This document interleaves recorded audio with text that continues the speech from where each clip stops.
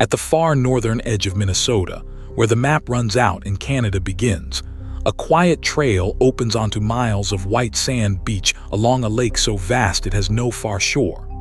This lonely corner has been a fishing ground for thousands of years, the home of a Sturgeon Empire, and the remnant of one of the greatest lakes the world has ever known. Welcome to Zippel Bay State Park.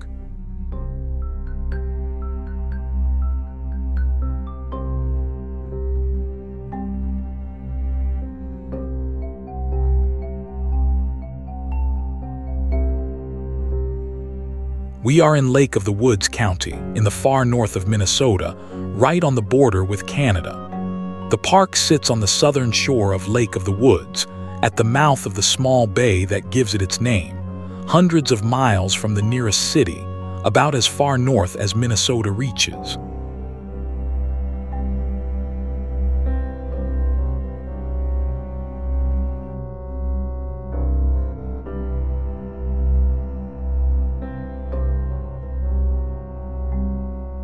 Lake of the Woods is not a lake so much as a freshwater sea. It sprawls across the border of two nations, holds more than 14,000 islands, and stretches so wide that from this beach the water simply meets the sky. Its far northern reaches even cradle the northwest angle, the only piece of the mainland United States that lies north of the 49th parallel.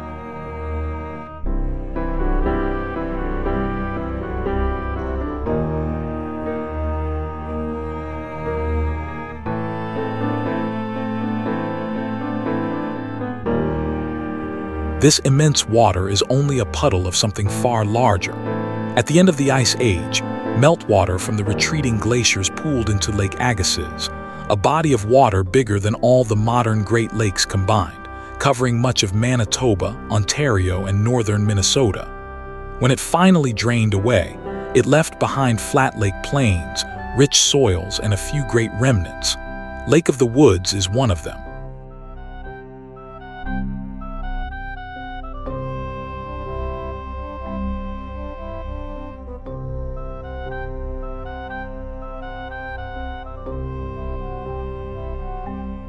The park's treasure is its beach.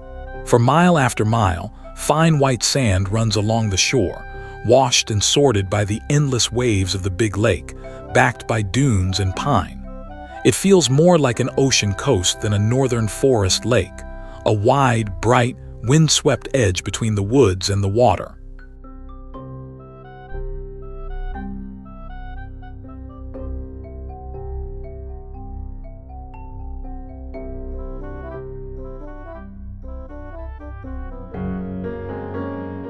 People have lived along these waters for thousands of years, drawn by the fish, the wild rice, and the great water road of the lake. When the first French explorers arrived, this country was home to the Cree, the Monsonis, the Assiniboine, and the Dakota, long before the Ojibwe moved westward into the region. The lake was a crossroads of peoples and a place of plenty.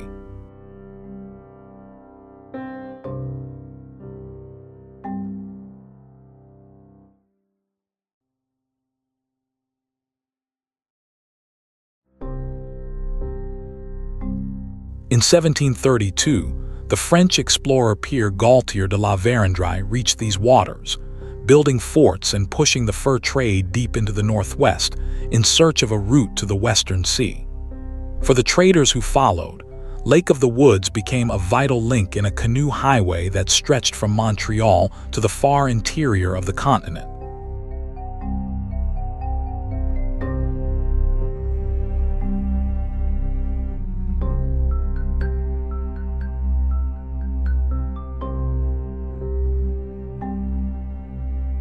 For a century, the Big Lake was a thoroughfare of birch-bark canoes, its waters and portages carrying furs east and trade goods west.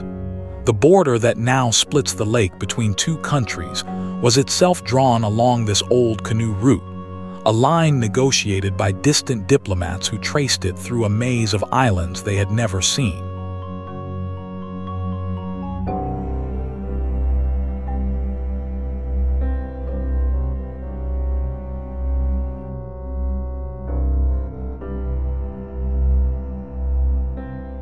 The The bay and the park take their name from a settler.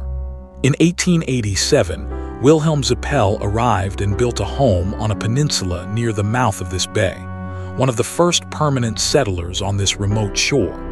Around his homestead grew a small community, and the quiet bay behind the beach became the center of a new kind of enterprise.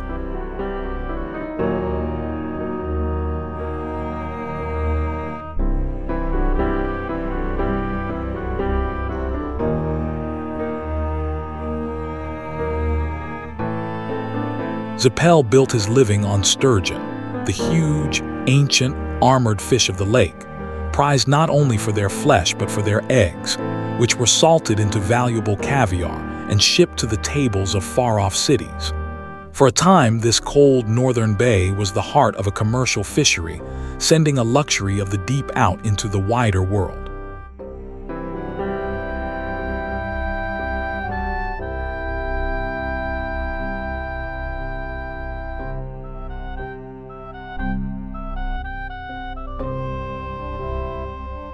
By 1909, a thriving little fishing village stood here, complete with a post office, a cold storage building for the catch, and homes for the fishermen and their families.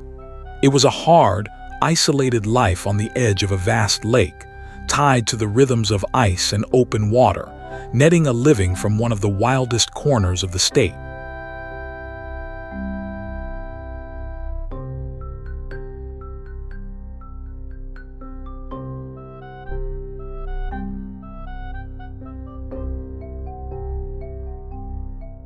The great fishery never really ended, it only changed. Today, Lake of the Woods is famous as one of the finest walleye lakes on Earth, drawing anglers from across the country in every season, summer boats and winter ice houses alike. The sturgeon still swim these depths, protected now, but it is the walleye and its cousin the sauger that draw the crowds.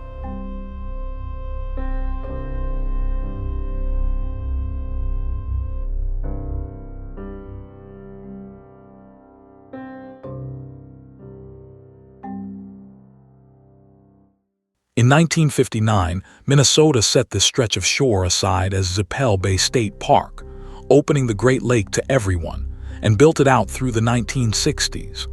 Where a fishing village once worked the water, there is now a quiet refuge of beach, bay, and pine, a public doorway onto an inland sea at the very top of the state.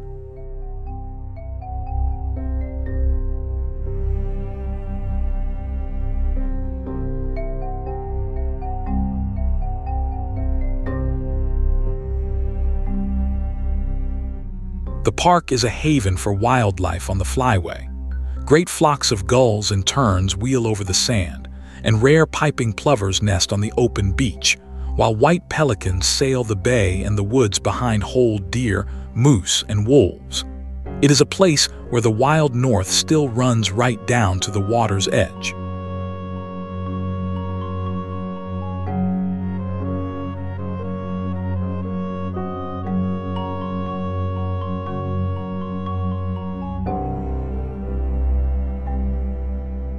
Standing on this sand, you are about as far north as you can go and still be in the lower 48 states. Beyond the horizon, the lake crosses into Canada, and somewhere out among its islands runs one of the strangest stretches of the entire border. This beach is a quiet edge of the country, where the map, the lake, and the wilderness all come together.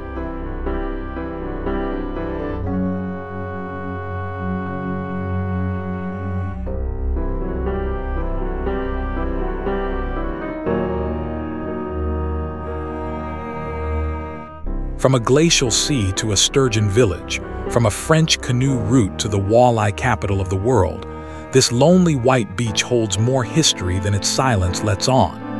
Thank you for watching. Follow for more interesting people, places, and things we cover on the channel.